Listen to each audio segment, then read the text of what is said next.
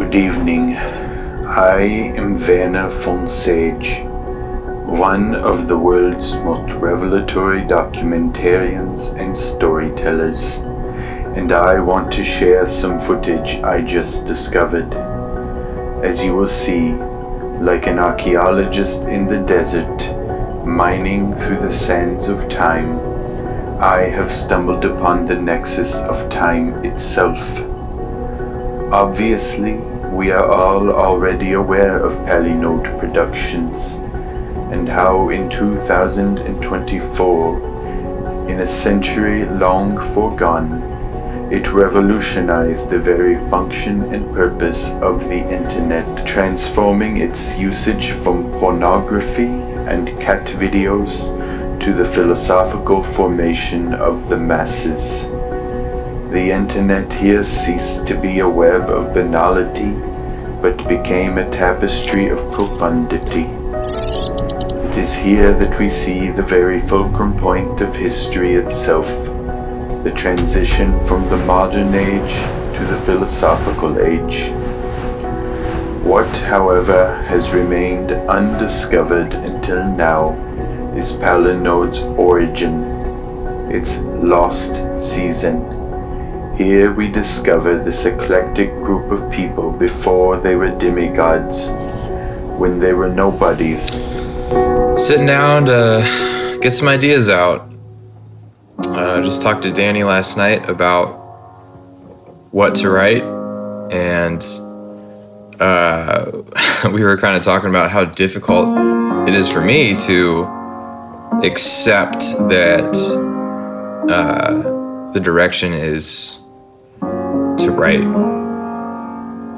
like pure art that I would write, and I'm thinking about all the logistics of like the documentary and everything, and like how it's gonna fit in, and I'm realizing that like all of that thinking is like preventing me from just like writing honestly.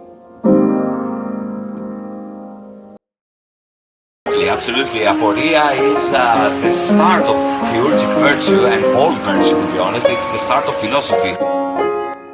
Opening the hand of compassion toward ourselves, it is that pursuit of this amazing, labyrinth. The least important questions become the most politicized and divided. But I always wanted to be led by something beautiful.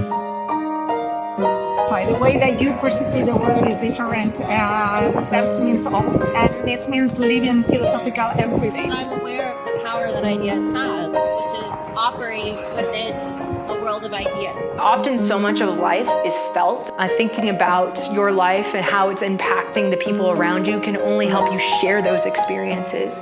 It's a way to try to make sense of what the fuck we're all doing here. Because I always knew that there was like more to things than just what was put in front of me. A perpetual mindfuck. It's always big questions. It's always questions of the absolute or ultimacy. It doesn't shirk away from what is big for what is small. I love this phrase of made of kind of mantra of mine: think big and act small. Take me to another plane where laws of physics aren't the same. Gravity whispers your name, 'cause your universe is pulling me in.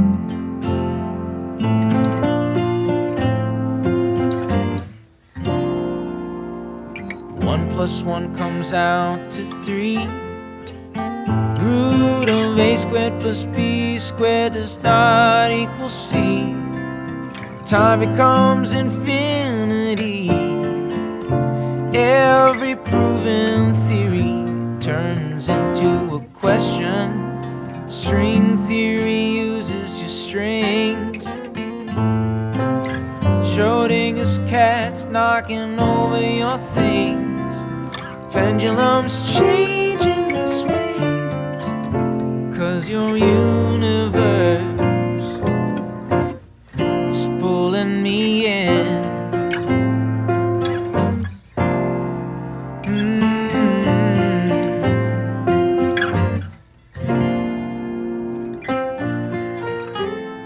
Good evening. Welcome to the brothel of ideas. I bet you're edging to know what we have in store for you today. I am making a documentary of a documentary, and I will be narrating what already has a narrator. In order to reveal the truth of my discovery, I must become a meta-narrator, which may be the most philosophical act ever to be performed.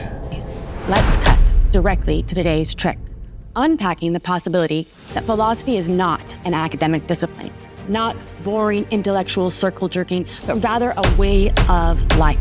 Hard to believe, I know, but as Pierre Hadot argues, philosophy is a concrete attitude and determinate lifestyle, which engages the whole of existence. The philosophical act is not situated merely on the cognitive level, but on that of the self and of being. It is a progress which causes us to be more fully and makes us better. It is a conversion which turns our entire life upside down, changing the life of the person who goes through it. These kids don't look like they're experiencing something transformative. Isn't that the more common experience when it comes to being in the ivory tower? Hadot's account of philosophy as a way of life doesn't seem to track. I don't think it's too mad to say that in that setting, in the ivory tower, philosophy is not a lived, embodied, transformative, life-altering practice. Suffocated by the hot air of academic disciplinarity, most walk away from thinkers like Plato or Aristotle with a bad taste in their mouth. Elitism, overly discursive intellectual logicians bent on excising anything like what Hadot describes. But should we reconsider? Should we wonder if philosophy, the love of wisdom, can be rescued from the ivory tower? Can we play with it? Play with the idea that philosophy is a way of life, teasing it to come out of the cave of academia? Well, we and my friends sure hope so. Stay tuned. Howdy. By all rights, a feller ought to peg me for one of them anti-intellectual, but I'm here to tell you things ain't always as they seem. Where do we start? What is philosophy? How about that? I sure as heck don't query about the nature of calf roping when I'm roping calf, but that there's just the sort of thing philosopher aims to do. Now, were body to ask me my thoughts on the whole matter, I reckon I might just have the following to say. Philosophy is a love of wisdom. Now, I don't know about y'all, but I find that love is a mighty peculiar thing. I love things I want but ain't yet attained, just as I love things I already got. Seems that yearning is at the same time a hankering for what a fella has and what a fella don't have. So I suppose this means that the philosopher is somebody who both has and don't have knowledge at the same darn time. If the philosopher wants knowledge, and who doesn't, and the philosopher both does and does not, then I guess I'm to be counted amongst this crowd. The genre seems to be something in the mold of sketch comedy, as they are not yet sure if philosophical activity is tragic or comical. What is philosophy? Philosophy, when people refer to philosophy, like colloquially, it's like bullshit and circle jerking and pontificating and pompous, and it's shit. But I think actual philosophy is just shared wisdom passed down generationally that takes many different forms, like as our fields of knowledge evolve. He has been published in every academic journal known to the people who matter, so of course you haven't heard of them. His cologne reeks of pretension, which causes white men to swoon. When students introduce themselves, he not only corrects the pronunciation of their own names, but gives them the etymological and cultural background, as if they were unaware. He is the most academic philosopher in the world.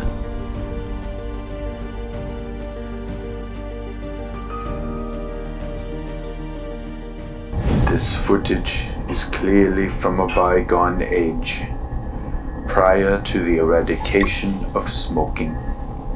Ivory Tower, however, flouts this taboo. What is philosophy? See, that's an even more difficult question to answer. Because I think, at least historically, the way that phrase is set up, and you can plug in any word you want at the end, what is, whatever, people want to answer it in very particular ways, like they already assume that to answer that question sufficiently, certain things have to be included within that, most notably probably being like the essence of it, what is the substance of it, the foundational thing. Without it, it would not be what it is. And I have even less of an idea what that would be. I mean, there's ways, I think, to grope at it. That's a weird way of saying it. Groping is such a weird way of, it just sounds creepy, right? Like you're groping at something, like somebody doesn't want you to be reaching at them, but you're groping. And maybe in a certain sense that's not such a bad word, because one way I suppose to put it is that it's a way to try to make sense of what the fuck we're all doing here. And in a certain sense, I think reality, whatever that inevitably means, pushes back in certain ways and it doesn't want to be grasped. So maybe groping is the precise word that we should use in that instance.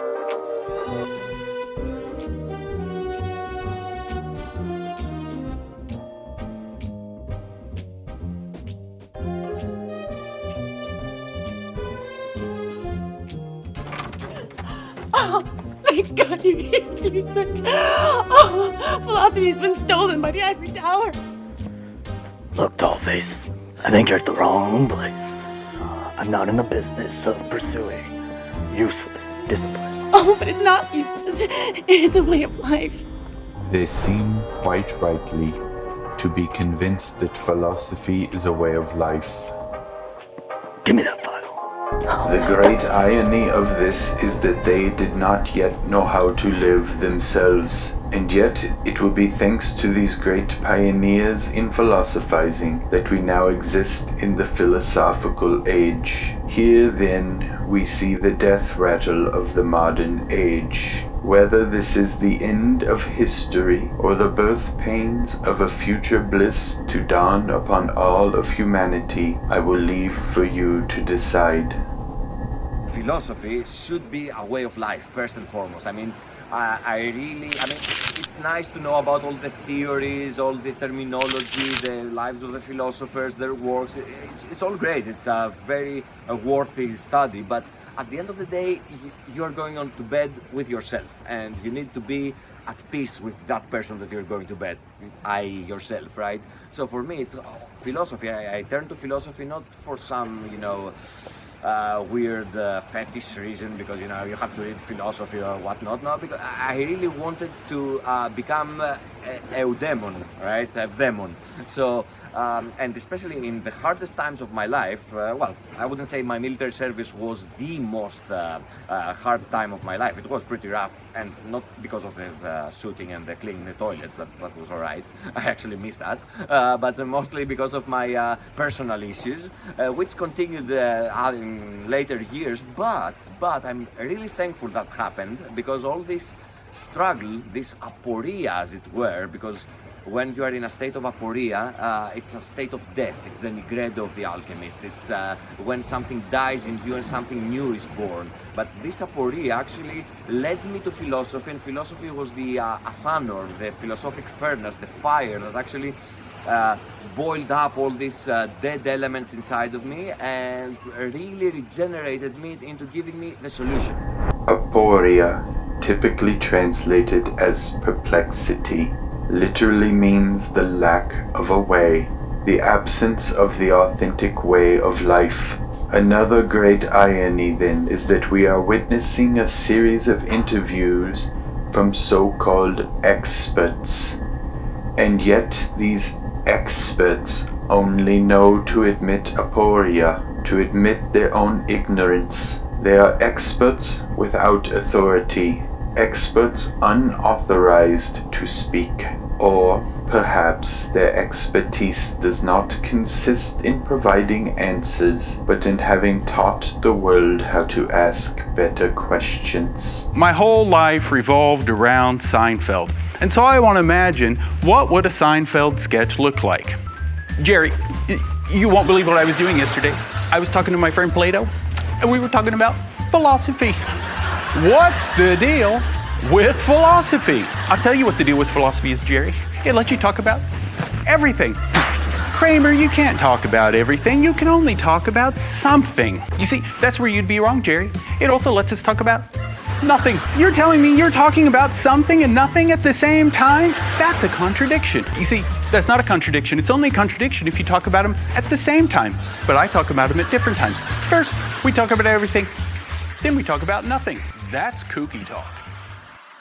What we do professionally as philosophers, I think, is just a version, albeit a bit of a convoluted version, of what we do when we set out to decide who we want to be and what we want to do sort of in the big picture perspective with ourselves and with the people in our lives and the people in our communities. So philosophy is just the question of what exists and how I can know that and what I should do about that. And This is already the second scene we have witnessed with cat trees. This time more elaborate than the first. Ask what we should have for dinner, or how we should clean up our backyard, what exists in my backyard and how I should improve that. Or on a far more grandiose scale, questions about laws of physics and how they impact the kinds of bodily conditions we have and things like that. And so what we do in the classroom, I think, is just a version of what we do in our daily lives. And I don't see any reason why we should think of one as disconnected from the other, albeit the scale is different. In a sense, it does mean that I consider philosophy to be a way of life for me. And that does mean thinking about an awful lot of the things that I do, and not just a lot of academic questions, because I don't think that you could ever, in fact, understand Greek philosophy properly without seeing the relation between those academic questions and life itself in so many forms.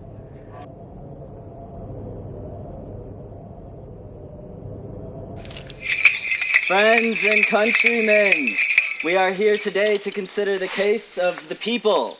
Why are we doing this trial in the Grove? Folks Theater was booked for Socrates' trial. Everyone is there. See, honorable judges, no one cares about this accusation. The venue is as much a joke as the trial. The people have spoken. You think these toga-wearing misfits are representatives of the people? Settle down, Ivory Towers. You will have your chance. Do continue. So, as I was saying, we have here, in this grove, to consider the case of the people versus Ivorus Taurus, known as Sophist and Theist, on the charges of corrupting the youth. How do you plead? Guilty, as charged. Your Honors, I don't think Ivorus Taurus understands the severity of the situation, nor do I think he understands the charges. I don't think that you understand the charges, which rest on an equivocation. Philosophy, as we all know, is by nature a discipline that instills in the youth skills for critical thinking, which to the hoi polloi, the masses, is problematic, insofar as it stimulates the activity of questioning, and so they will take for granted everything. So yes, I am guilty as charged. See, Your Honors, he is unaware that we are charging him with corrupting the youth on the basis that he and others like him make the young think that philosophy is only reserved for the intellectual elite.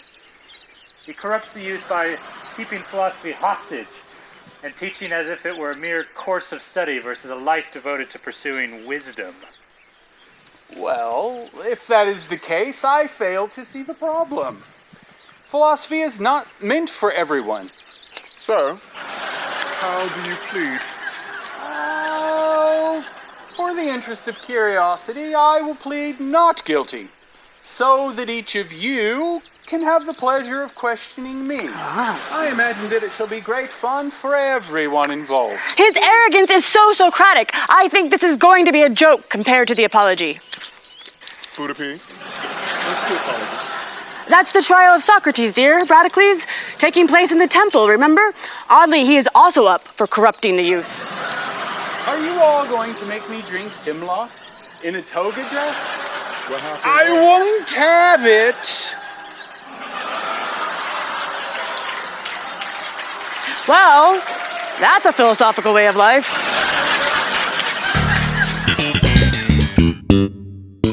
The modern age was quite clearly a very unjust age, as only a wicked and ignorant people could ever make such a noble and wise man stand trial. Today, this man would also be coerced into a life he did not choose. He would be forced into kingship.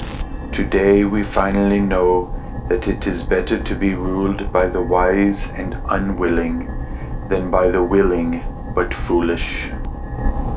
Certainly that's what Socrates would say, and I would add to that that perhaps there is a slightly impish reason that I also can say that I'm not a philosopher, which is so that on the one side I say that because out of a certain modesty, let's call it. On the other, perhaps out of a certain sense of even perhaps misplaced arrogance, in the sense that I have always placed my confidence and my love more in what we may call literature rather than philosophy. And that is not to say that the two are not related.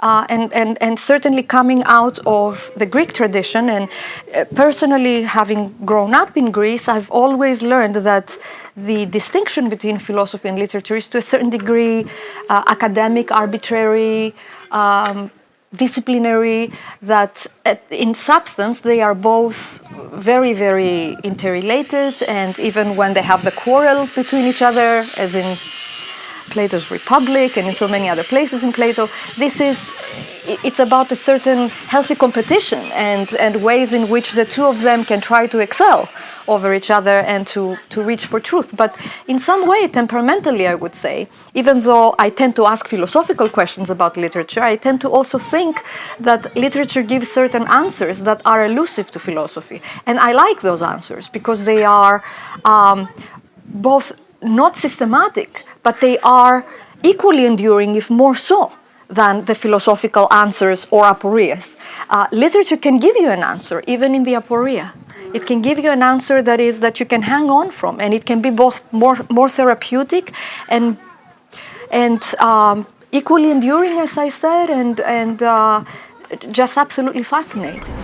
A clear philosopher here denies herself the title of the same. She rebuffs philosophy for literature, which seems to be a denial of content for sheer form, for literary form. It is as if philosophy without literature is blind, but literature without philosophy is empty. Have you or a loved one been negatively affected by a philosophy course? Did your professor annoy you into questioning things you thought were common sense? Has the world lost all inherent meaning? Countless people are lost to the world of confusion caused by philosophers, and we're here to put a stop to it. We here at Chad & Associates will fight for your return to an average, complacent life and get monetary compensation from that negligent professor who made you uncomfortable and uncertain. We can get you the cash that will return your baseless sense of entitlement.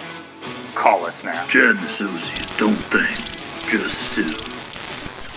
Philosophy without comedy is impotent and useless, but comedy without philosophy is but vanity and nihilism. I am again thrown back upon my earlier query. Is reality to be contemplated and venerated, or is reality a comical object of scorn and mockery?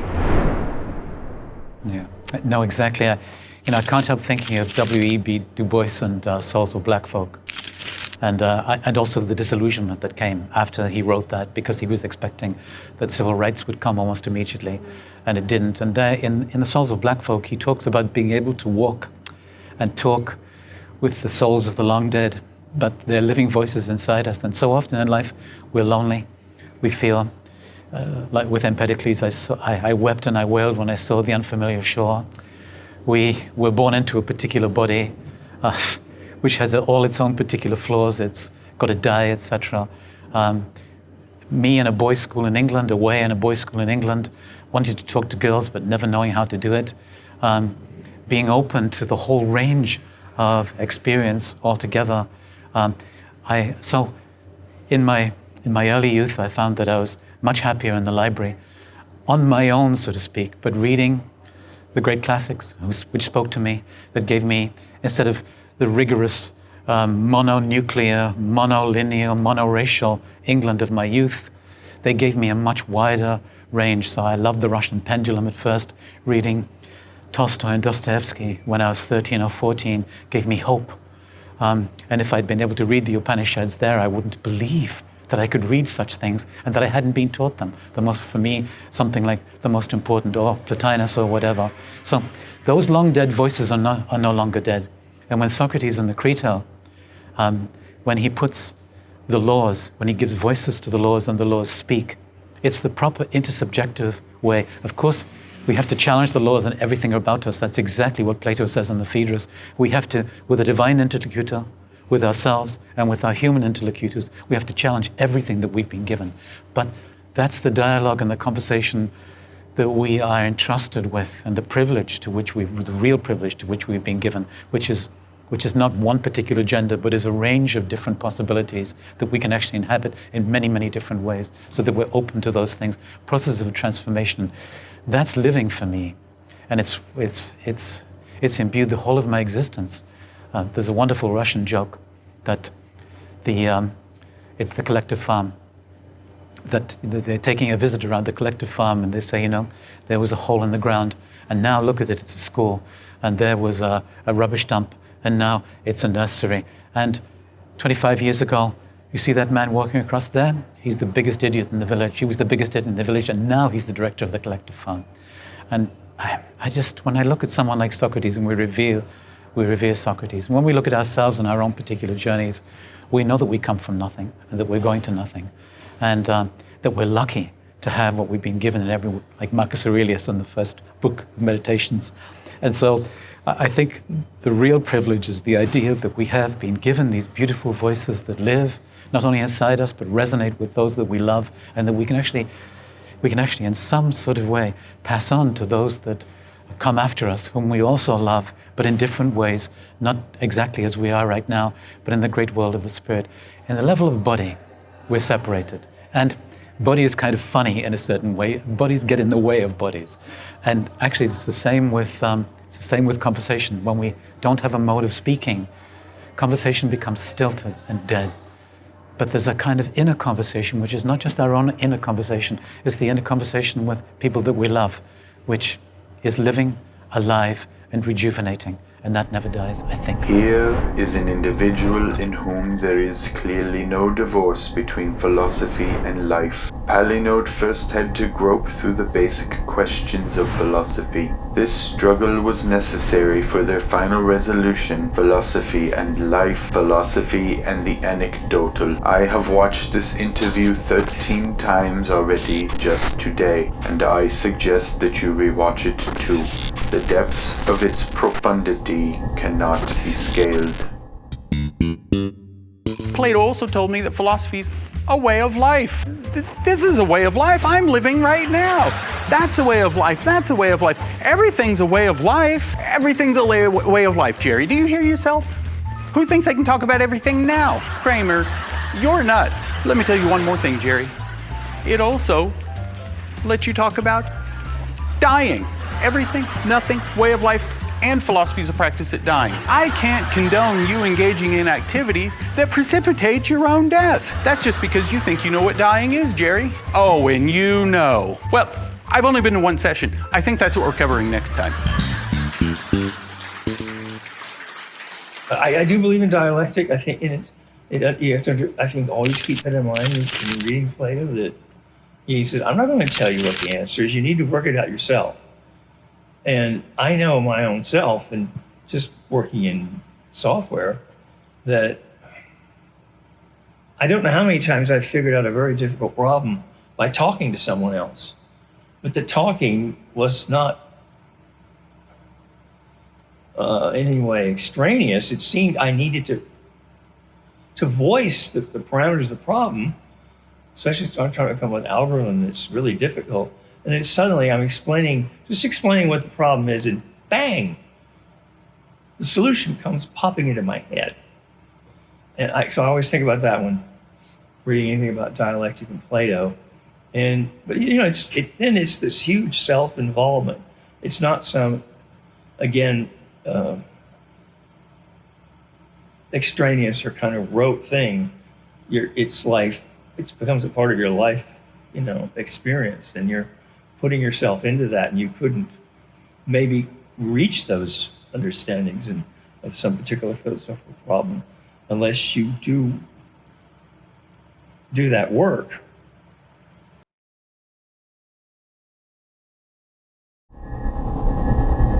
Why must truth require a dialectic? Why must one wrestle for truth? Why must truth be difficult and require an individual to work it out for oneself? Why can truth rather not be communal and common? Perhaps if truth were open and easy, it would lose its value, and it is only by virtue of the fact that truth hides and requires great effort that it has great value. Does humanity only love the pure if it has to crawl through a mile of shit to get there? There is a great theodicy hidden in these questions. You're about to enter a realm where reason meets madness, where questions are answered with more questions. Every yes is a maybe, and every maybe is a no, and every no is a 3-hour lecture on the nature of decision making. Request for allowance becomes a discourse on the intrinsic value of currency, and because I said so is merely the prologue to a dissertation on parental authority. In this world, shenanigans take a backseat, and existential ponderances reign supreme. Here, my parents are philosophers. Is this Sherlock Holmes? I think that we were going for like a 1940s Dick Tracy meets D-Switch meets, I don't know. It was a wacky genre. Referred to this great energy from which sacrifice was made in order for individuals to come into being. And so Silas is trying to make a comparison between ancient indigenous philosophies and Western philosophies with regards to the importance of the indefinite. Here, I'll go back. Where does the word philosophy itself come from? The love of wisdom. Well, no, but which? No. I see. Which culture? You've referred to all these different cultures. Look, Thales is, in Miletus. We've got Heraclitus and Ephesus, right? The Greek culture itself was not homogenous, and also Greek culture was a culture of colonized as well, and indigenous folks as well. So you think about the relationship between the Mycenaeans and the Minoans, and then you've got your Anatolian philosophers fleeing because they're getting taken over by Persia. What was that, Star Wars? Yes. No, Mandalorian. Oh, Mandalorian, you said, or Mandalorian. Anatolian. Oh my God! I was like Mandalorian philosophy. Mandalorian is a Star Wars hero. All right, I'm gonna have to write a script for that. All right, let's go back a little. The idea that philosophy would be mere regurgitation and memorization of different ancient philosophers' arche would have been absurd. This case is absurd. I teach a course called Philosophy of Happiness where, we do some practices. We work on compassion. We work on service. We work on mindfulness. We work on forgiving ourselves, seeing our humanity. We work on telling more truthful stories about ourselves, ones that aren't as harsh. And I feel like in that way, in the way of opening the hand of compassion toward ourselves, I've been teaching students, and they've kind of, even people who are in business or, very competitive people, they still need to practice compassion toward themselves. And they have to know that there is another way of life that isn't competitive, and it's not, it can't be measured, and they already have it. And I think that putting people in touch with that brings joy, and they feel in that moment more relaxed, and that's something that I've savored with students both in prison and outside of prison. I feel like that's one thing that I'm aware of.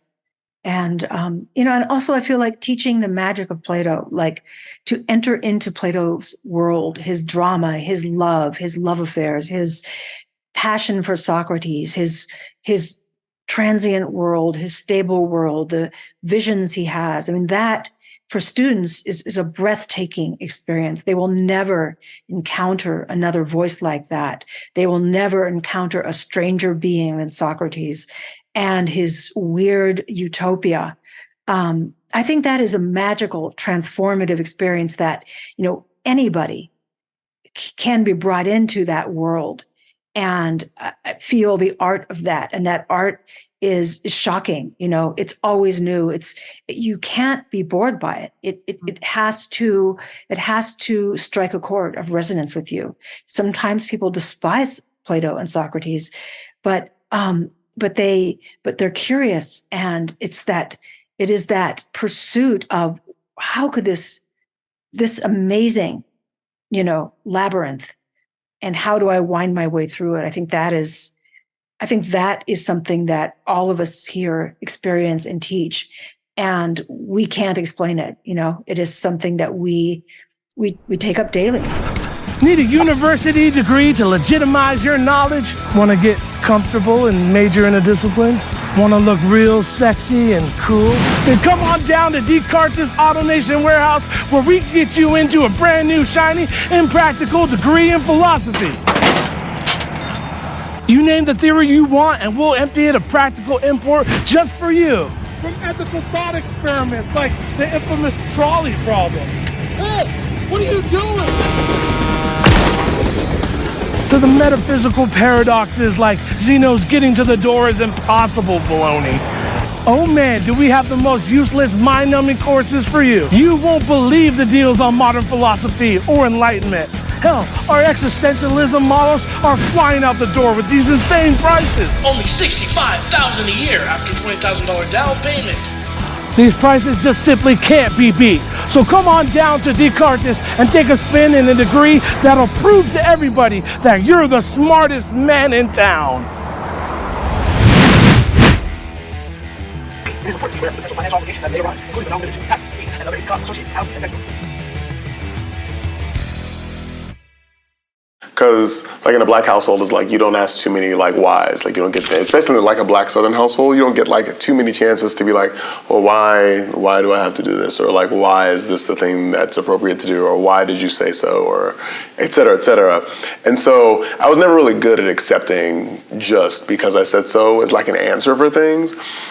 And I think that was a very early seed of like, I have a lot of questions and I need a lot of answers. And that never really stopped as I got older, because learning more, and I don't know if it's some weird, just like maybe neurodivergent thing, or maybe it's just a me thing, I don't know. But like, probably not, there's billions of people. But like, just the idea that I'm supposed to accept something at like some degree of face value was never really it never really sat well with me, because I always knew that there was like more to things than just what was put in front of me. Like that kind of world of appearances is like I could see that there was a shadow behind the puppet that was in front of me, or the thing that was supposed to be in front of me to satiate my curiosity or my desire to know. And I knew that the person who was putting it in front of me could tell me what was going on, but they didn't tell me what was going on for some reason or another. And maybe that was, I think, just the kind of initial seed of the desire to pursue more and question more. and continue to unpack more in different things that I was looking at, because I always knew that, like, regardless of what I was seeing or what I was hearing, there was always going to be something more to add to the context of what was being put in front of me.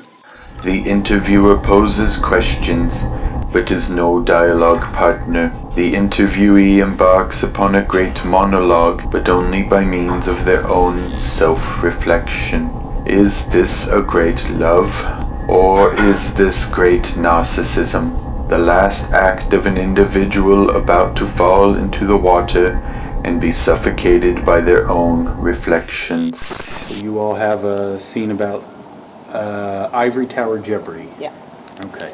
And so here's what you're all thinking about as the how you want it to occur. So I'm going to use my best Alex Trebek voice. Yeah, just like Saturday Night Live, ham it up. Saturday Night, ham it up. Okay. Mr. Alex Trebek, all right. ham it up. All right. Here's. Welcome to Ivory Tower Jeopardy. I am your host, Professor Know-It-All, and with us we have trois contestants. I don't think it bears worth mentioning their name because none of them have PhDs. That one hurt. In any event, here are your categories. Academic hurdles. These are hurdles over which you have to jump. Finish that quote. These are quotes with no ending. Esoteric meanings. And finally, sad philosophical wordplay. Drifter, this is you, correct? Yeah. Drifter, I believe you won the coin toss. The board is yours. And then sad philosophical wordplay for 200. Sad philosophical wordplay for 200. Your answer, I think, therefore I am. What is an empty solipsistic conclusion that only edgelords and middle-aged white men should find profound? Can we say that? I don't know who wrote that. Yeah. Let's guess who wrote that. I don't understand what an edgelord is. Now's not the time. Okay. I say it then. Correct. I would have also accepted dubito ergo sum, or any other long phrase of seeming nonsense, as well as a plagiarized medieval idea stolen by a French hooer. Here, finally, a new tension in philosophy emerges. If philosophy is profound, it is also an ascension in flight from the world. If, however, philosophy is comical and mundane, it is condescension, a return to the cave in order to save one's neighbor. But what if my neighbor prefers the cold and dreariness of the cave and prefers shadows to reality? Yeah, so normally we think if there's a question, the answer gets rid of the wonder or the mystery. If there's a problem, the solution sort of pacifies it, gets rid of it. But in the philosopher's peculiar way of doing things, I think it adds to the astonishment. So they all do this, but a prime example of this is maybe someone like Martin Heidegger, who analyzes just very mundane things like chatter or boredom or anxiety or care or concern, right? And by the end of his philosophical analysis, the thing is much more astounding than it was when he began, right? And so it's not merely that the philosopher begins in wonder, but the philosopher adds to the wonder. And how the philosopher does that, I think, is through the creation of concepts. So that we might say, oh, well, a scientist looks to discover stuff, but an artist looks to create stuff. Insofar as that divide would be useful, the philosopher has more in common with the artist, because the philosopher is not discovering something so much as creating something, except that what the philosopher is creating is concepts. And then once they have a concept, they say, okay, well, what other concepts does this lead to? How does this lead to aporias and normal everyday concepts that we used to have to talk about this? What are the entailments of this concept? And then it's through that process that more and more wonder is accumulated rather than dissolved through the philosophic process. For those of you left wondering how you express dominance in the world and how you can change that expression, just remember, the red light is on. While this episode asked, what is philosophy? It has only led us into further perplexity, into an impasse, in aporia, hence the theme of my further studies, which I will document in episode 2. How did this lost season of confusion and aporia come to bring us to the philosophical age, as I am not yet sure that I see the gods to come? I invite you to join me on my further voyage, though I do not yet know where it will lead. 1 + 1 comes out to 3. Root of a squared plus b squared does not equal c. Time becomes infinity. Every proven theory turns into a question. String theory uses your strings.